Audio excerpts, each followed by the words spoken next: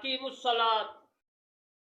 अज़ीज़ मोहतरम, अल्लाह तबारक व तआला ने नमाज हम पर जो है फर्ज फरमाई और पंजगाना नमाज फर्ज फरमाई। मैं अलामत अल-हसन करमानी बस्ती यासराबाद चाकुमा तहसील महफिल जिला बिहारी सूबा पंजाब पाकिस्तान से अर्ज करता हूँ कि नमाज फर्ज है मुसलमान पर, मुसलमान औरत हो या मर्द हो। और अब मैं आपको ये मसला अर्ज करूँगा कि जब हम नमाज पढ़ते हैं तो हाथ जो है कहाँ बांधने चाहिए।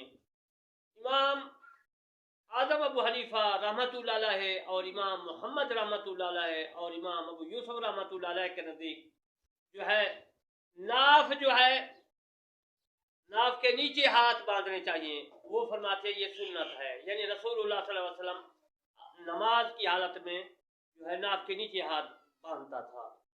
और हजरत इमाम शाफी रहमतुल्लाह अलैह फरमाते हैं कि नहीं, हाथ जो है सीने पर जो है बांधने चाहिए। यानी कि इस मसले में इख्तलाफ है इमाम शाफी के नज़दीक। फिर मैं याद कर देता हूँ, वो फरमाते हैं नमाज में सीने पर दोनों हाथ रखें। इमाम आजम अबू हनीफा फरमाते हैं नाफ के नीचे दोनों हाथ रखें। हदीस पाक और इमाम शाफी के अकवाल और इमाम आजम अबू हनीफा रहमतुल्लाह अलैह के अकवाल करता हूँ। और मेरी एक रिक्वेस्ट है कि मेरे इस चैनल को सब्सक्राइब करें, लाइक करें और कमेंट करें ताकि दूसरों तक जाएं, दूसरे मसाइल सुने, उनको सवाब हो, मुझे भी हो, आपको भी हो। और किसी किस्म का मसला हो या मसाइल हो तो अज़ीज़ान मोहतरम मेरे नंबर पर रब्ता करके मुझसे पूछ सकते हैं। मेरा चैनल करमानी टीवी है, उसको सब्सक्राइब करें। करमानी टीवी 3 है, उसको सब्सक्राइब करें। और करमानी टीवी 1 है, उसको सब्सक्राइब करें। इन पे मेरी तकरीरें हैं, मैंने जो तफसीर लिखी है, लिख रहा हूँ वो है। और रोज़े, नमाज, हज, ज़कात, तमाम फ़िक़ह के मसाइल हदीस पाक से उसमें मैंने तकरीर की है, समझाए हैं। आप उनसे मालूमात कर सकते हैं, इल्म में इजाफा कर सकते हैं।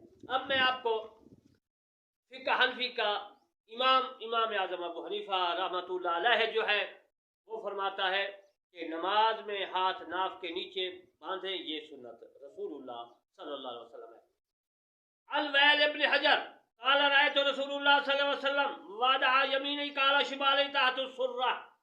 सुर्रा अरबी में कहते हैं नाफ को, ताहत कहते हैं नीचे, ताहतु सुर्रा यानी जो है नाफ के नीचे हाथ बांधने चाहिए। हजरत वैल बिन हुजर हज का बयान है कि मैंने रसूलुल्लाह सल्लल्लाहु अलैहि वसल्लम को देखा। आप सल्लल्लाहु अलैहि वसल्लम ने दाना हाथ बाएं हाथ के ऊपर रखा, यानी सुर्रा यानी नाफ के नीचे रखा।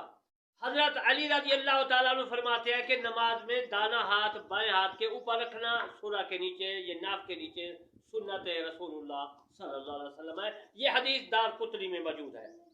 हजरत अनस रज़ी अल्लाह तआला अन्हु फरमाते हैं कि दाना हाथ बाएं हाथ के ऊपर नाफ के ताहत यानी नीचे रखना नबूवत के इखलाक में से है। हजरत अभी जो है जहीफा रज़ी अल्लाह तआला अन्हु फरमाते हैं कि नमाज में हाथ बांधना सुन्नत रसूलुल्लाह सल्लल्लाहु अलैहि वसल्लम है। और दोनों हाथों को जो है सुर्रा यानी नाफ के तहत नीचे रखें, नीचे बांधे। हज़रत अली रज़ी अल्लाह तआला अन्हु फरमाते हैं कि सुर्रा के नीचे हाथ के ऊपर रखना सुन्नत है। ये बहकी शरीफ में भी मौजूद है, बहकी के अलावा दारक़ुतनी में भी है। इब्ने मसूद रज़ी अल्लाह तआला अन्हु से रिवायत है कि वो नमाज अदा करते थे, पढ़ते थे, बस उन्होंने अपना बायां हाथ दाएं हाथ के ऊपर रखा। रसूल सल्लल्लाहु अलैहि वसल्लम ने देखा तो इब्ने मसूद का दायां हाथ बाएं हाथ पर रख दिया। ये हदीस अबू दाऊद शरीफ में मौजूद है। हजरत अली रज़ी अल्लाह तआला अन्हु फरमाते हैं कि सलासा अशिया यानी 3 चीज़ें आदत नबूवत में से है। पहली आदत रोज़े की इफ्तारी में जल्दी करना, दूसरी आदत सहरी में देर करना, तीसरी आदत सलात में यानी नमाज में दाना हाथ बाएं हाथ के ऊपर यानी सुर्रा नाफ के नीचे रखना। हजरत इमाम इब्राहिम नखी का बयान है कि आप अपना दाहिना हाथ बाएं हाथ के ऊपर ताहत सुर्रा नाफ के नीचे रखते थे। ये किताबुल असार में है। किताबुल असार हजरत इमाम मोहम्मद रहमतुल्लाह अलैह की है और हजरत इमाम मोहम्मद रहमतुल्लाह अलैह हजरत इमाम आजम अबू हनीफा रहमतुल्लाह अलैह का शागिर्द है। किताबुल असार मेरे पास मौजूद है, उनसे मैंने हवाला लिखा है।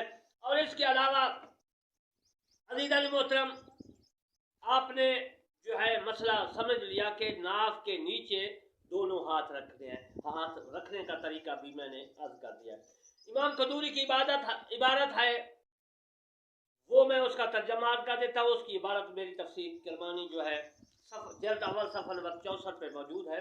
میں ترجمہ اس کا عرض کر رہا ہوں کہ امام قدوری نے فرمایا ہے کہ آپ اور اپنا داہنا ہاتھ بائیں ہاتھ پر ناف کے نیچے باندھ لے. یہ فقہ کی کتاب ہے. اگر مطلب فقہ والوں نے حدیث پاک سے ثابت کیا ہے تحت السرہ کا معنی کہ تحت السرہ جو ہے وہ نماز اپنے ناف کے نیچے رکھنا نماز کی حالت میں جو ہے سنت ہے.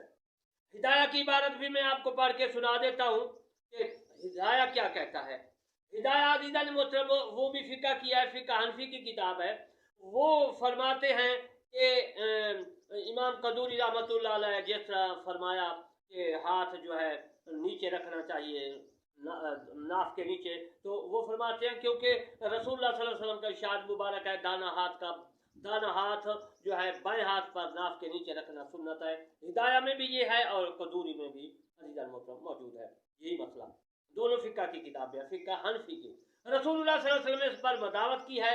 رسول اللہ صلی اللہ علیہ وسلم کے ارشاد مبارک فرمایا ان معاشر الانبیاء, ہم نبیوں کی جماعت کو حکم فرمایا گیا ہم نماز میں اپنے دائیں ہاتھ سے بائیں ہاتھ کو پکڑیں, داہنے ہاتھ کو ہتھیلی جو ہوتی ہے اس کو جو ہے بائیں ہاتھ کی ہتھیلی کی پشت پر رکھے اور دائیں ہاتھ کے انگوٹھے اور چھینگلی انگلی سے بائیں ہاتھ کیا جو ہے گوٹ اس کو پکڑے. یہ عنایہ کتاب ہے فقہ کی, اس میں موجود ہے مسئلہ جو حضور صلی اللہ علیہ وسلم نے فرمایا کہ انبیاء کرام کو فرمایا گیا, حکم دیا گیا.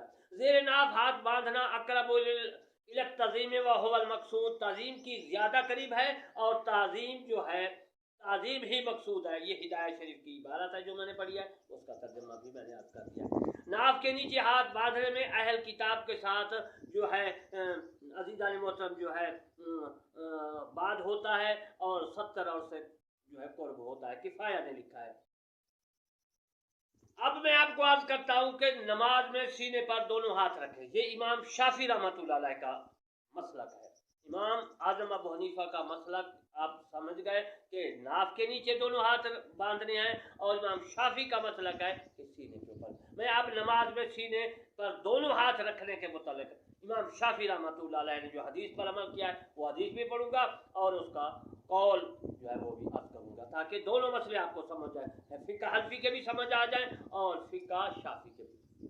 الویل ابن حجر انہ قال صلیت مع النبی صلی اللہ علیہ وسلم, پوری حدیث ہے وہ بلوغ المرام میں بھی ہے, تو اس کا ترجمہ میں عرض کر دیتا ہوں کہ حضرت وائل بن حجر روایت کرتے ہیں کہ اس نے فرمایا میں نے رسول اللہ صلی اللہ علیہ وسلم کے پیچھے صلاۃ یعنی نماز ادا کی, بس آپ صلی اللہ علیہ وسلم نے اپنے دائیں ہاتھ کو بائیں ہاتھ پر سینے پر رکھا. اس حدیث میں جو ہے کہ رسول اللہ صلی اللہ علیہ وسلم نے نماز پڑھی اور جو ہے فوادع یادہ الیمنی علی یادہ الیسری علی صدرہ, یہ کتاب بلوغ المرام میں بھی ہے عزیزان محترم. اس میں نے حدیث جو لکھی ہے اس کا ترجمہ بھی عرض کر دیا ہے کہ رسول اللہ صلی اللہ علیہ وسلم نے نماز پڑھی اور دونوں ہاتھ سینے پر رکھے, اور رسول اللہ علیہ وسلم کی حدیث ہے آپ نے اسی طرح کیا. حضرت امام شافعی رحمۃ اللہ علیہ فرماتے ہیں کہ نماز میں دونوں ہاتھ سینے پر باندھنے چاہیے. کہتے ہیں کہ سینہ نور ایمان کی جگہ ہے, لہذا نماز کے اندر اپنے ہاتھ سے اس کی حفاظت کرنا اولا ہے. میں نے دونوں عرض کیے. امام اعظم ابو حنیفہ رحمۃ اللہ علیہ کا جو قول ہے وہ بھی میں نے عرض کیا. حدیث پاک سے انہوں نے جو لیا ہے وہ حدیث پاک بھی میں نے عرض کی, اور امام شافعی رحمۃ اللہ علیہ نے جو حدیث ہے اس کے اوپر جو اعتماد کیا ہے وہ بھی میں نے عرض کی. حضور صلی اللہ علیہ وسلم نے اسی طرح سینے پر ہاتھ رکھا, نماز پڑھی, اور امام شافعی کا قول بھی عرض کر دیا. میں نے سینے پر ہاتھ رکھنے کے مسائل بھی عرض کر دیے, ناف کے نیچے رکھنے پر بھی مسائل عرض کر دیے. جو ہاتھ ناف کے نیچے رکھنا ہے وہی رسول اللہ صلی اللہ علیہ وسلم سے ثابت ہے, سنت ہے, اور امام شافعی جو اس نے اعتماد کیا حضور صلی اللہ علیہ وسلم کی حدیث پر وہ بھی سینے پر ہاتھ رکھنا وہی رسول اللہ صلی اللہ علیہ وسلم کی حدیث ہے. عزیزان محترم اگر آپ فقہ حنفی پہ عمل کریں گے تو ہاتھ ناف کے نیچے رکھیں گے, اگر امام شافعی کا مسئلہ اختیار کریں گے تو ناف سینے کے اوپر رکھیں گے.